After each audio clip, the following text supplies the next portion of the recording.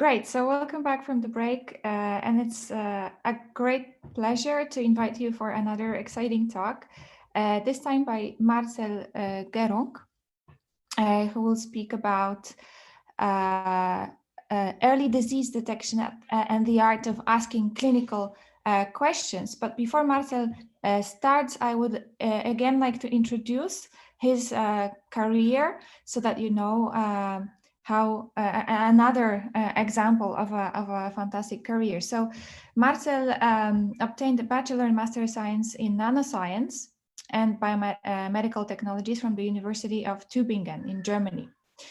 And then he went into machine learning for his machine particularly applied to healthcare in his PhD at the University of Cambridge. And recently, he has co-founded and became a CEO of a company named Cited, which is a spin-off from the University of Cambridge with support from the Cancer Research UK. And I can, I hope, disclose the information that it has closed its first funding around £8.7 million earlier this year. So Cited focuses on digital diagnostic infrastructure and tools for early diagnosis of disease. They mostly work with artificial intelligence, and they want and they investigate novel biomarkers to unlock clinical insight and to improve patient outcomes. So we are looking very much forward to your talk. Please, Marcel, start. Thank you very much, Eva, for the introduction. Can everyone see my screen? Yes. Brilliant. Yeah, so yeah, thanks, Eva, for the introduction. Also, an additional thanks to the ITN CONTRA team for the invitation, but also obviously setting up this workshop. I'm really looking forward this morning to talk to all of you about the topic which you see on the title slide here, which is early disease detection and the art of asking clinical questions. And to shed some more light on what I actually mean with this, I want to go through three particular things that I want to cover this morning. The first one is an example for early disease detection, which I've been working on in recent years. And this is namely the cytosponge technology, which is a tool for the early detection of esophageal cancer. The second part of the talk will be around a way to use computational pathology to analyze those cytosponge samples in a semi-automated way to reduce the workload for pathologists. And then as a third part, I want to give you an overview of Cited, which is, as Eva mentioned, the spin-out company from the University of Cambridge, which I formed with two co-founders, and I'm now leading as the CEO. And I also want to give you a bit of an insight into what we're working on right now and what our journey has looked like so far. And I'm also really looking forward to tackle some questions in the Q&A session afterwards. And I've already witnessed the Q&A session from just now, and really also encourage for the session with me to really, if you want, question my personal motivations on, for example, why I've left academic research without, in my personal opinion, losing any passion for science. And yes, before I dive into the details of early detection of esophageal cancer and some background, some additional bits about myself, maybe. Eva has already mentioned it. I did an undergraduate in nanoscience, then moved towards medical imaging in my master's, and then actually joined Florian Markowitz's lab, who I think pretty much all of you know, to complete a PhD in computer vision applied to medical images and more specifically computational pathology. So to start, some background about esophageal adenocarcinoma. Esophageal adenocarcinoma is one of the two subtypes of esophageal cancer, has seen a very strong rise in incidence, actually sixfold in the Western world over the past few decades since the early 90s. And it's one of the cancers, together with other cancer types such as lung cancer or brain cancer, where patients that present with advanced disease usually show a very, very poor 5-year survival of less than 15%. One of the key differences and characteristics of this cancer, however, is that it has a very well-defined precancerous stage called Barrett's esophagus. And Barrett's esophagus, if we look under the microscope and down through the endoscope, is actually the change of healthy squamous epithelium, which you would usually find in the esophagus, over, which you see on the right, to a columnar epithelium with goblet cells. And just bit of a glitch here. Over to the columnar epithelium with goblet cells, which you can see on the right, and this process is actually called intestinal metaplasia. And what you see right in the center of this slide is this is actually how Barrett's esophagus looks like when you use an endoscope and you look down the patient's throat, and you actually see in the center of the image here the sphincter, which goes into the stomach, and the more reddish color tissue in the center of the image is the Barrett's tissue, and the more salmon colored tissue in the outer areas of the images is the healthy squamous epithelium of the esophagus.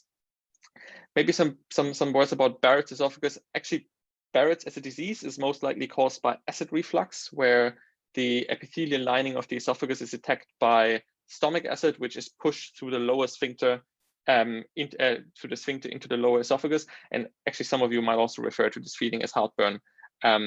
And for example, here in the UK, about 10% of all patients which actually present to a GP present with heartburn related symptoms, and then potentially end up on medication for heartburn, or end up being referred to an endoscopy to explore whether they potentially have Barrett's esophagus. Having Barrett's esophagus, however, does not necessarily mean that someone will end up having cancer. The spectrum, or the disease spectrum, from non-dysplastic Barrett's, which you can see on the very left of the slide here, all the way to advanced cancer, goes through stages such as low-grade dysplasia, high-grade dysplasia, and carcinoma in situ. So there is no sudden transition from a non-dysplastic Barrett's esophagus patient over to an esophageal adenocarcinoma. And you can also see at those two indicators right below the graphic that the progression rate to cancer basically increases the further we go to the right. So what that means is if a patient has non-dysplastic Barrett's, their potential progression rate to cancer in their lifetime or per patient year is fairly low. However, the more you go towards the right and go through these various dysplastic stages, the more this progression rate obviously increases. And vice versa, the survival rate for patients with no dysplastic Barrett's is obviously very high, because non-dysplastic Barrett's is not a malignant disease in itself, but the more we progress on that spectrum towards the right, the more we observe a reduction of the survival rate. If you remember from the slide which I just showed 2 slides ago, or actually 1 slide ago, this one, the traditional way to diagnose Barrett's esophagus is using endoscopy. So that means a patient presents to their GP. They, for example, report heartburn symptoms. They might end up on medication to treat the heartburn or to treat the acid, which basically goes into the esophagus. But one of the big problems with endoscopy is it comes with a lot of discomfort for the patient, and also it can't be really carried out in an office setting. So actually you have to go then into a hospital to undergo an endoscopy procedure, and an endoscopy procedure in itself is also quite expensive.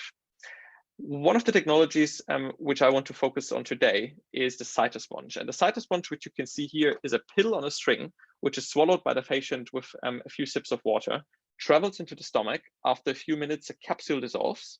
And then after a few additional minutes, the nurse withdraws the sponge by the attached string. And then what you can see here now, the honeycomb mesh of the sponge, which is made of plastic, basically then can collect cells from the top of the stomach, the entirety of the esophagus, and then also the oropharynx, which is more towards the upper part of the respiratory and the digestive tract. What you can then do actually with these cells is, instead of having to look down an endoscope, find the region from which you want to take a biopsy, you can actually use the sponge basically to get a pan-esophageal sample from the entire length of the esophagus. So you will get all sorts of cells which are present in the esophagus, and then obviously have to find a way how to analyze them afterwards. And how we're doing this is we're basically taking the cytosponge with the collected cells, we're washing them, form a cell clot of these cells, and then embed these cells in an FFPE block, and then cut them and stain them with hematoxylin and eosin and TRAFO factor 3. And maybe more generally, why are we using, or what are we using the 2 specific stains for in the context of cytosponge? What you can see here actually is a cytosponge sample and a pathologist looking through the microscope and investigating the H&E section. Fun fact, this is actually my personal cytosponge, which I've done last year. And what the pathologist here does is they see mostly healthy squamous cells, which are the background cells of the esophagus, which is perfectly fine. Here, for example, the pathologist is looking at some gastric columnar epithelium. So this is not Barrett's tissue, but this is tissue which comes from the stomach. And the important thing why the important point why the pathologist is looking for that tissue is to understand whether the sponge has actually reached the stomach. And if they finish the H&E review, they actually go to the TRAFR factor 3, which you can see here now. And here for that stain, the pathologist is looking for this positive goblet cell staining pattern, which you can see on the very right here.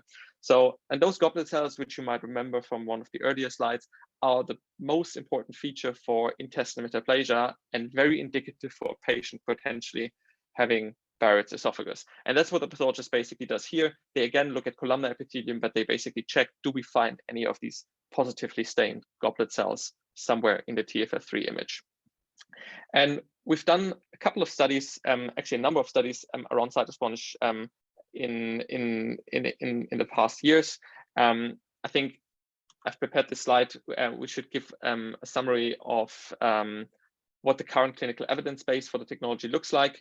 The clinical evidence base has developed over many years, starting with very simple cohort studies over to case control studies, all the way to a randomized control trial, which we've published in the Lancet earlier this year. And I think going to a few headlines of what the cytosponge testing accuracy, but also the safety and acceptability of the technology are. The test itself comes with a very high specificity of 92% and sensitivity of 80%, which then increases if we look for more clinically significant findings. It's a well-tolerated and accepted test by patients. And in our randomized control trial, we were actually able to show that if you compare the offer of cytosponge in primary care to usual care, so that basically means just waiting whatever the doctor is doing to these patients and letting the doctor decide whether they need an endoscopy or not, we can actually show that just an offer of cytosponge TFF3 can increase the rate of Barrett's detection by over 10-fold when compared to usual care. And one of the things, and this is the first point where I want to relate to one of the phrases which I had on my title slide as well, which is around the art of asking clinical questions, is that all of these points, especially the top two ones, are very relevant and usually the ones where our attention is first drawn to when we're thinking about diagnostic technologies. But if you want to, for example, think about whether the NHS or certain other public healthcare systems would actually consider such a technology or the adoption of such a technology in the first place, what they actually will focus a lot of their time on is not only the diagnostic accuracy, but also the health economic assessment of the technology. So that actually means, is the technology which you offer cost effective when you compare it to whatever the comparators basically are? So for cytosponge TFF3, the comparator is endoscopy. So the question then to ask from a health economic perspective, can cytosponge TFF3 increase quality of life at a lower cost than endoscopy? And we actually are working on a more recent piece right now, which shows this with some of our latest data. But we've done 2 microsimulation studies in the past where we were able to show that cytosponge TFF3 actually yields those so-called additional QALYs, which are something called quality adjusted life years, at a lower cost than endoscopy. So what you can see is that we've actually developed quite an extensive evidence base for this technology. But one of the key questions which we were tackling roughly 2 years ago is, how do you get this technology from an academic research setting and basically running this as an academic exercise out there to actually impact patients? And one of the key bottlenecks which we found is the scalability of the technology, because it's based on a pathology test. And to illustrate this example, I've put some numbers on the slide here. What you can see is that it takes roughly 8 to 10 minutes of pathology review per sample. And with a very careful estimate, actually, which includes several uptake considerations of the technology as well, we would expect roughly 300,000 estimated procedures per year in a couple of years' time.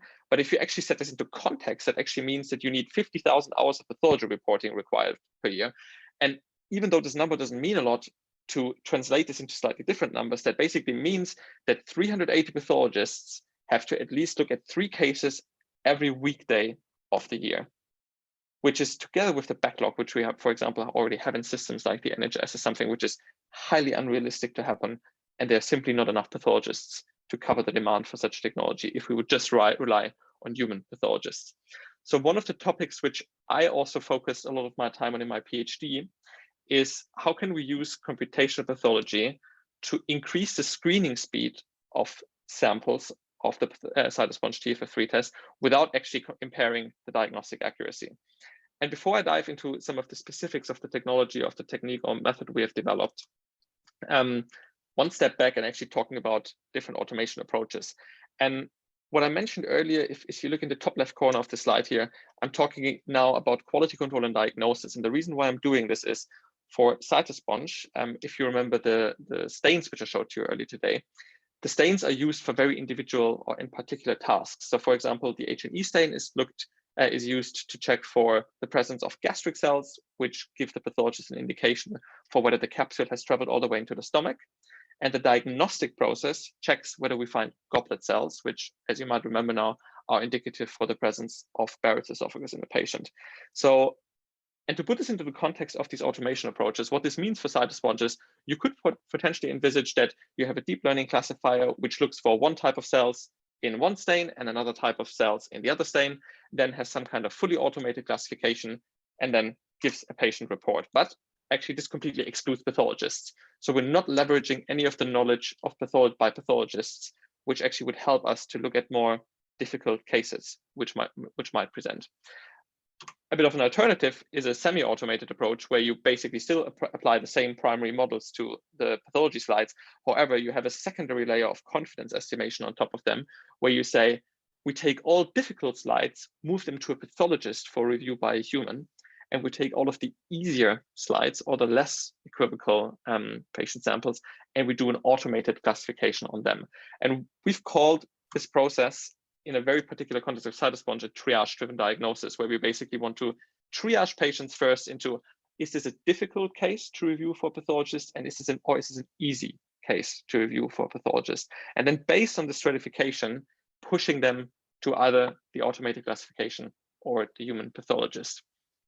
And to really run you through how we've developed this model now, I want to give you a brief overview on what one of the first results was of the things we developed together with pathologists who are experienced in reporting those cytosponge samples. And I think the main thing I want to highlight here is that we spend an awful lot of time sitting with pathologists in the beginning to really understand how they tackle the sample type, so that if we want to automate certain parts of this entire framework and want to embed it into a computational framework, that we really, really understand what the questions are the pathologists are asking themselves when they're looking at the image. And as I mentioned, they start with looking at the H&E images to perform quality control, to find those gastric cells, to find whether the sponge has reached the stomach. They then either find no gastric cells, which is usually a bad thing because it means we have to repeat the cytosponge and have to then basically reanalyze the next one and hope we then get an adequate result or an adequate sample. The other option is that we get some samples, which is great, that we get some gastric cells, which is great, and then the pathologist would look at a TFF3 section where they either would find no goblet cells at all, which is great, that means the patient is negative. They find a lot of goblet cells, that's not so great, the patient is positive and might have to have an endoscopy to confirm whether they actually have Barrett's esophagus and undergo treatment. And then the last one, which is again the more difficult one, is there's maybe a very small number and maybe potentially false positive detections of TFF3 tiles in these areas, in these slides. And the main conclusion of the slide actually is that, for example, the top 3 categories by intuition would not really require manual review, whereas the bottom one would require manual review because it's the one where we would be most uncertain about what the result actually is. To again put us into the framework of cytosponge, what we've done basically is now developing some primary deep learning models, and we benchmarked a couple of different state-of-the-art architectures there. If some of you are interested, there's also a preprint on medRxiv, and the paper is currently under revision. The reference is in the bottom right corner.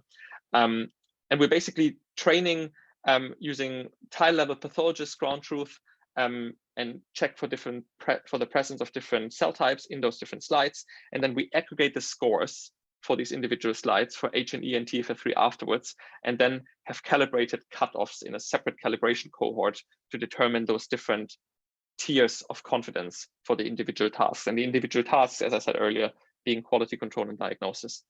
To show you how this actually now performs if you apply this to, actually this was now our internal validation cohort. What you can see here is a number of patients, and then in the bottom part of the slide, you see the number of detected columnar epithelium tiles. So this is the columnar epithelium of gastric type. And at the top, you see the comparison for whether the pathologist for these particular slides has decided that they would pass quality control or not. And the brackets which you see in yellow, green, and red are the ones which we calibrated on a separate calibration cohort by asking pathologists to determine certain operating points and basically derive those quality control classes. And what you can see here is that we see a fairly nice agreement between what pathologists call positive from a quality control perspective, but also what our model considers as high confidence. Then also the same thing applies to on the very right here, where we have 0 count of detected columnar epithelium tiles, where we have no confidence in that there's a positive quality control for the sample, and obviously also the interim bracket, or the bracket in the middle, the low confidence one, where you see that there might potentially be some disagreement between what an automated call based on an arbitrary threshold would say and what a pathologist would say. We've applied the exact same framework to the diagnostic of the TFF3 slide as well. However, now it actually gets one layer more complex, because for the TFF3 slides, we do not only have the information for whether the pathologist thought the slide would be positive or negative, we also have information about whether the endoscopy which the patient received after they received the cytosponge in the case control study actually had Barrett's. And what you can see here basically is literally, if you compare the first 2 rows of each other, you could calculate sensitivity and specificity for the procedure based on that, because if what we do here is basically comparing how those 2 metrics relate to the number of detected TFF3 positive tiles, and TFF3 positive tiles means areas which have goblet cells, which are indicative for Barrett's esophagus. And here again, you can clearly see that the model actually does a very good job at triaging out the high confidence positive ones, where there's a strong agreement with the pathologists. It puts a lot of patients where it's uncertain about and whether it would potentially disagree with the pathologist into this low confidence equivocal bracket, and then a lot of other patients which are negative into the high confidence negative bracket, which again, as you can see, agrees very well with the pathologist assessment as well. It does not, as you can see, always agree with the endoscopy assessment, but obviously the endoscopy assessment is confounded by the cytosponge procedure. So if the cytosponge hasn't sampled the relevant cells, the pathologist and any automated classification would most likely come to a very similar result. Whereas then in the endoscopist might potentially find some Barrett's, which was just missed by the cytosponge sampling. What we now did, where these triage classes actually come in, we now thought about what can we do to show which patients can we actually automate and which patients can't we automate, or we cannot automate. And as you might now remember, we have 3 of these quality control classes, and we have 3 diagnostic classes. And what we've decided to do is we've decided to build different permutations of these classes and sit down with pathologists again and ask them, which of these, if I ask you that you get a cytosponge sample, for example, which has, like you see in class 5, low confidence in quality control and it's low confidence equivocal for diagnosis, do you think this has a high priority for manual review? And we basically ask pathologists to sort the samples in a way that we start with the ones which are most likely negative at the top of this table, and we end with the ones which are most likely positive at the bottom of the table. But naturally, in the center bracket of this table, we would see the ones where there's a bit of uncertainty about whether this sample is actually positive or negative. And actually, by intuition, this actually has been confirmed as well. The pathologists put these classes with higher uncertainty in the middle and also gave them a higher priority for manual review. One of the most interesting pieces now, which we were able to do, I think, in terms of analysis on that data, is we were doing something which we call an incremental substitution of these triage classes. And I think this is also the core part of the work which we've done here, because what we're now able to do is, if you calculate the sensitivity and specificity for the cytosponge TFF3 test, and you only look at fully manual review by the pathologist, which you can see on the very left here in the gray and black dot, you get a certain number. So you get a sensitivity and you get patients. However, that means that obviously all patients would be manually reviewed by pathologists. But because we have built those triage classes, which give us different levels of confidence that a sample might be easier to review by a pathologist or might require manual review, might require manual review by a pathologist or could be reviewed in an automated way, you can now incrementally substitute them with automated review. So that means if we go over one step to the right and we go to the first line, which says 1 with the red rectangle above it, in this point, we would automate all patients which fall into triage class 1, but we would still keep all of the other ones as manual review. And then we can continue this going through the various triage classes. And you can see that if we substitute all the way up to 1, 2, and 3, we get a perfectly stable sensitivity and specificity. But then if we include all of the patients from triage class 4, which is actually the one where we have a lower confidence in quality control and also lower confidence in diagnosis, you can see that that the specificity starts to break down. So it probably would not be a smart idea to automate patients which fall into triage class 4, and you just would push these patients back to the pathologist for manual review. We can now do the same thing vice versa by flipping it around. We can start at the bottom of the table, where we start with patients which have a higher chance for being positive. So we again start with fully manual review by pathologists. We actually obviously observe the same sensitivity and specificity as in the previous slide. We then jump over to automating only triage class 8, then 8 and 7, but then 8, 7, and 6. And what you can see here again is that the specificity breaks in, and that only happens after automating triage classes 8 and 7. And if you now add 1 and 1 together, and I'm sure some of you already done this in your head, you can actually now get away, if you take these numbers out of context, by automating classes 1, 2, and 3, and 7 and 8, and only have the ones in the middle, which are 4, 5, and 6, reviewed by pathologists, and you would still get the exact same sensitivity and specificity of the technology without impairing how patients basically would be handled. And we've done a very extensive study around also working with saliency maps, which I encourage you again to look at the paper on what the certain models are picking up and what the cytological features are. Did a very extensive validation across different deep learning architectures as well. But to summarize some of the headline findings which we have from this work is that we were able to show, and I'm not sure whether this is hidden behind my Zoom window here, we were able to show that this triage-driven approach actually is able to reduce the workload by 57 to 66% for the pathologists, and the 57 to 66% actually comes from our external and internal validation cohort. And one of the other interesting pieces which I encourage you to look at is we also actually try to simulate how much workload can we reduce when we, for example, change the prevalence of Barrett's in our cohort. But as I said, this is something where the data is not shown here, and you can find this in the paper online. But this is basically why for a different cohort composition, we would also observe a different reduction of workload. For example, if the prevalence of Barrett's is higher or lower, that obviously determines in which classes the patients would fall and how the distribution would look like. As I mentioned already, we validated this fairly extensively in over 4,600 slides from over 2,300 patients, and we were able to show that we can preserve sensitivity and specificity or positive predictive value and negative predictive value if we go to our external validation cohort, because we can show that all of these equivocal cases are being manually reviewed by pathologists. So to make a soft full stop basically on some of the things I've been working on in the last few years in my academic capacity, moving over to what are we doing at Cited. And what we're basically doing at Cited is very broadly. Marcel, it would be great if you could be closing soon. So if you can accelerate this part, that would be fantastic. Of course, sure. No, certainly, Emma. To briefly run you through what we're basically doing there, and I would jump over a few slides. We basically focus on two things. One of them is bringing the CytoSponge technology out there, getting it to patients and combining it with technology you can apply on digital pathology, which I've just shown to you, to make sure that this is a scalable technology which we can get to patients. And the other part is using some of the backbone and the infrastructure which we have developed to actually deploy digital pathology as a tool and make sure this is accessible and works also beyond CytoSponge, which we're working on as a technology.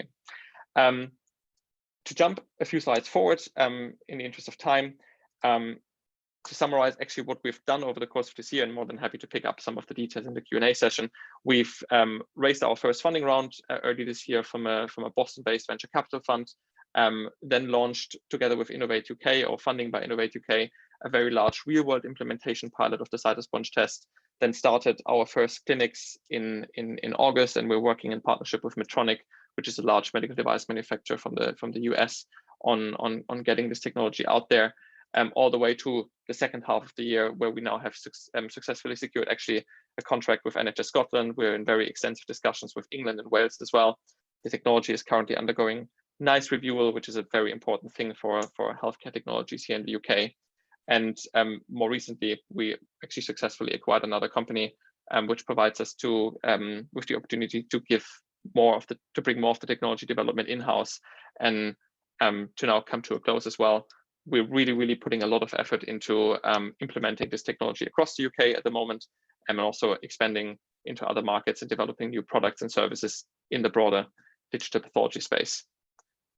And as I said, in the interest of time, thanks very much for your attention. If you have any questions, and we might not have time for them in the Q&A session, feel free to drop me an email. There is time for the Q&A. There is time for the Q&A. Don't worry. Yes. Yeah, so, thanks. No, please, over to Eva. Yeah. Okay. I just wanted to say, there is time for it was actually an excellent, very exciting talk for us, and I think also for the students. Thank you very much. And there is time for questions, and please, participants, if you can just unmute yourself and ask questions, both about science and about career. Hi, Marcel. I have a quick question. Again, thank you for the talk. It was really amazing. I just have a question about, so certainly Cytosponge is an amazing technology that focuses on helping detection of Barrett's esophagus. But is there any plans, or what are your thoughts on extending this possibly for grading of Barrett's esophagus? So not just stopping at detection? Very good question. So we're putting a lot of effort actually into working on risk stratification tools right now. And actually because of COVID earlier this year, we actually had to change the application of Cytosponge ever so slightly. And what we're doing right now is we're also analyzing the P53 status of these sections.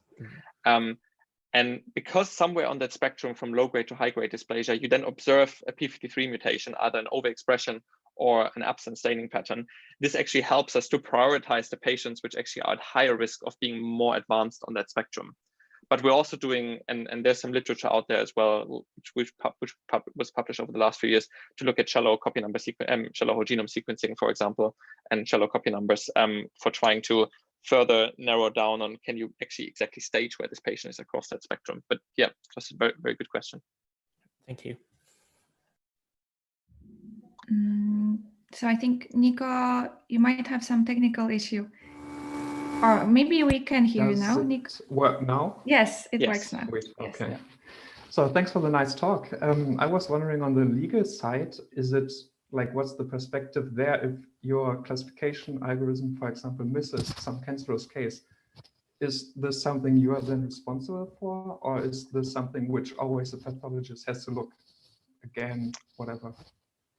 So, very interesting topic, and obviously topic of a lot of public debate at this stage as well. I think some of you probably are familiar with the different classifications of medical devices, and also how much do they actually provide a supervisory role in reviewing samples versus actually substituting the pathologist for a certain task. What we're actually working on at Cited is not exactly what I've shown as a result from the academic research. We actually do something where a pathologist has to confirm every individual case, but trying to cut down the time for each case to a minimum, to a number of seconds, basically, by looking at the most likely positive region of the case and confirming that manually. But Nico, what you said is indeed a massive issue, because from a CE marking perspective of getting such a device out there and actually making other people use it, one of the key things a regulator looks at is the clinical evaluation. And what you usually have to show is non-inferiority. And the only way how you can actually reliably show non-inferiority today is if you, as I said earlier, if you take basically the samples where you are not 100% sure that they are either positive or negative, you have to give them to a pathologist for manual sign-off, because there's still so much fuzziness about the perception of clinical risk of algorithms. And it's unfortunately still a bit of an unsolved problem where there's still a lot of policy debate going on. There will be significantly better developments in that space in the next few years, as we see the first fully automated approach probably being approved by the FDA or in Europe in the coming years. But as far as I'm aware, there's no technology on the horizon right now which is actually aiming for that. We're only doing triaging or prioritization at this stage, if that to some extent answers your question. Yeah, definitely, thanks. And then second question, because you asked for it, what was your motivation to leave academia? I shouldn't have done this. So I always had a bit of an entrepreneurial background. And my personal motivation is usually in trying to, and this is what I meant as well with, like, I think a fundamental passion for science as well, as trying to see things through to the end. But I got so immersed in this technology basically that I really want to be part of it, and not for the sake of leaving academia or staying in academia basically, but I really want to make this technology a success and to get it out to patients as well. And just that drive of basically seeing it through made me leave academia. I would have, if there would have been an alternative, I would not have ruled out doing a postdoc, in no way. But I mean, I'm a technologist by heart basically, so I really like on also the interdisciplinary discussions which I'm involved now around, clinical guideline development, but also then the broader context of the technology deployment and AI in healthcare. But it's the flip side of the coin basically. I'm very excited about both aspects, and there wouldn't have really been that much of a difference, I think, when it comes to what I'm excited about, whether I would have gone down the postdoc road or the industry route. And I actually would not rule out to potentially take a step back into academia at some point in the future as well, and maybe pick up some teaching. One of the things, sorry, bit of a long-winded answer. One of the things we're also actually trying to embrace at Cited is our machine learning team actually is very research oriented. So we are working on a couple of things which we want to publish next year as well. And I'm still very much involved in actually the science of the things we're working on there. So actually for me, not a lot of things have changed in that respect, because we still have a very tight integration with the research, which is around the technology, which I've shown. So for me, it was a continuous transition, and I still can get involved in all of the scientific concepts behind it. Cool, thanks. Thank you. Are there other questions? I have an additional question, if I may ask, about your entrepreneurial background that you were saying, because if I'm not mistaken, it's not your first startup, right? Or it's not? It is true, yes, yeah. Yeah, so I was wondering, so what drives you to start a company up, or like whether any of your ideas failed and what you learn about all that process and so on? Because I don't know, for me, that is super interesting to see it in somebody. And I don't know if you would like to comment a little bit more on the generalities. Might be a little bit too long of a, yeah. But yeah. On the first point you made actually around me having this not being the first startup for me, I actually had a software development company or founded a software development company in Germany many years ago, which actually was more doing project-based work for, like small development projects for a variety of companies. The big difference to what we're doing now is basically that we were working in very small teams, and it was very much, someone came, wanted to have something from us, it was developed, and it was shipped back to that customer. I think the main thing which I think I would encourage there is that this is actually something which I think comes natural to more people than most people think as well. Because even though this looks like a completely different area to work in, also in a completely different role to be in, it certainly comes with more responsibility. But I don't think that's necessarily a big problem for most people. I think the most challenging thing for myself was actually being a PhD student at a university where, and I think I speak on behalf of some people here, where depending on in what environment you are and depending on what institute you are in, you're either more valued or you're seen as a pair of hands. So, and depending on what the infrastructure around you is enabling you to do and encourages you to do as well, which is certainly well developed here in Cambridge, but I also know for a fact at other universities as well, and how much support you can get from university associated societies to, give basic courses in leadership, but also how do you develop a business model? Like in healthcare, slightly more difficult than in other spaces, but it's really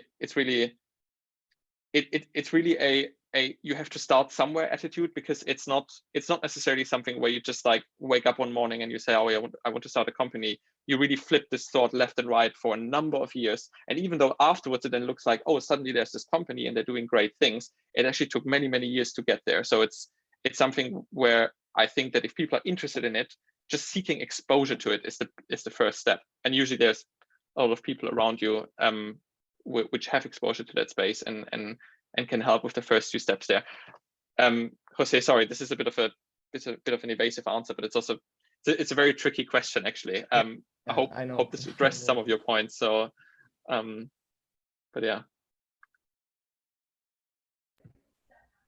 Are there other questions?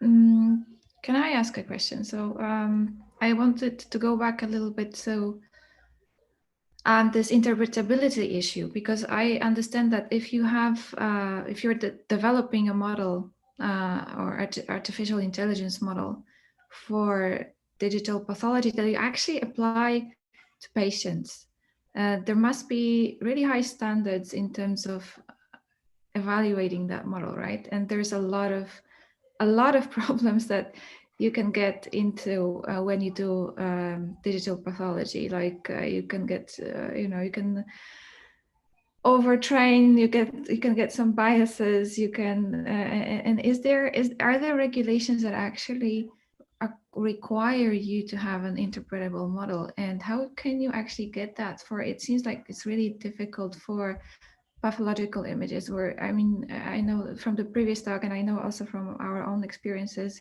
you get this lime and there are some patches, you look at it, there are some colors, some shapes, but it doesn't tell anything. So how do you actually prove that you have, are you required to have an interpretable model? And if yes, how do you do that for these images? I think the first part of my answer would be define interpretability in the context of a in the context of a regulatory framework or regulatory framework, because obviously what they might interpret as something as what they might consider as interpretable is not something which we, with some of the recent research that is going on, would interpret as interpretable. I think the gold standard probably right now is, and that sounds very disappointing, I think, for probably a lot of us on this call, on this conference as well, who have an understanding of working with images. A regulator would look at a clinical evaluation which is well designed, well powered, but not necessarily for some of the fundamental issues which might then be observed in the long run. So things like color drift or data heterogeneity are not priority number one of what is being assessed. What is mostly being assessed is, do you follow the 101 of data science? Do you have a separate training cohort, validation cohort? And as simple as it sounds, this is probably the lowest bar to jump over. I think one of the good things which still stops a lot of products or services being developed by cutting corners is that the life cycle of developing these things takes quite long. So the quality requirements from a software perspective and also from a planning perspective and the justification for why certain decisions were made, the requirements for making those decisions are very high, but actually the requirements on the bottom line itself, they're usually governed by very generic concepts on how these models should be validated.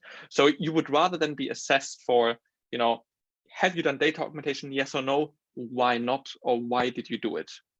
And this is something where you would then have to have a robust answer to, but it does not necessarily have to be factored into the bottom line model if you can show, as I mentioned earlier, non-inferiority to, for example, a human pathologist. So interpretability per se is not, let's say,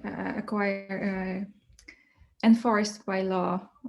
Definitely not. Okay. Certainly not. Yeah, which is, in my opinion, not a good thing. But as some of you probably know, the literature on the things that are coming out in its space around Tripod ML and Spirit AI and Consort AI, different trial frameworks as well, which put certain requirements on validations. And I think one thing which will happen in the next few years, that also notified bodies, which are institutions which basically certify a medical device as being safe for clinical use, they will shift over towards using those guidelines as well as an underlying judgment criteria, if that covered your point, Eva. Yeah, thank you very much. Thanks again for a very exciting talk. And I think we would go for lunch unless Janine decides otherwise. We'll not take lunch away from everyone. Thank you very much, Marcel. And thank you our all three fantastic speakers this morning who you really give eye-opening talks and share with us that there are diverse and exciting career paths after a PhD.